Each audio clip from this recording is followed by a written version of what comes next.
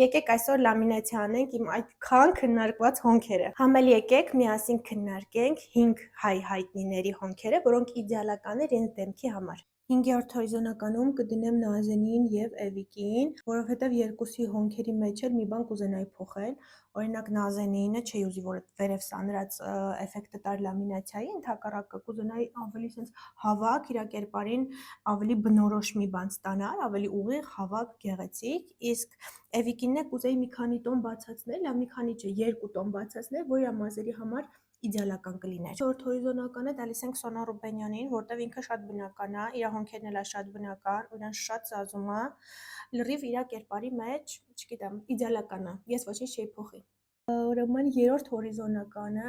զբաղեցնում է ինձ համար բրյունետը, այն աղջիկներից է, ում որ շատ է սազում, այդ սամուրայ տեսքը, որ sense բարձրանում է վերև, դա համարյա ոչ մեկին չի սազում, բայց բրյունետի համար իդեալական։ Երկրորդ հորիզոնականը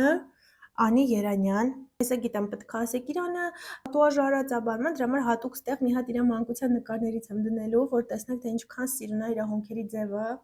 չգիտեմ, երազանքների հոնքեր, բոլորի համար ինձ թվում է շատ սիրուն է։ Առաջին հորիզոնականը իմ համար Մարտա Կիրակոսյան։ Մի հատ եկեք չմեկնաբանեմ, հա, եկեք դնեմ նկարները, դուք տեսեք ինչքան համապատասխանում է իր դեմքին, ես չգիտեմ, էլի կա տենց հոնքեր, թե չէ։ Սա էլ իմ վերջնական հոնքերի տեսքը, կարող եք գնահատել մեկնաբանություններում եւ ուզում եմ ամենակարևորը հիշեցնել, որ այս top հնգյակը, վեցյակը նրա մասին էր, որ այս հոնքերը հենց իրենց են սազում, ոչ թե առանձին ինչ որ գեղեցիկ հոնքեր, այն հենց իրենց համահունչ հոնքեր են։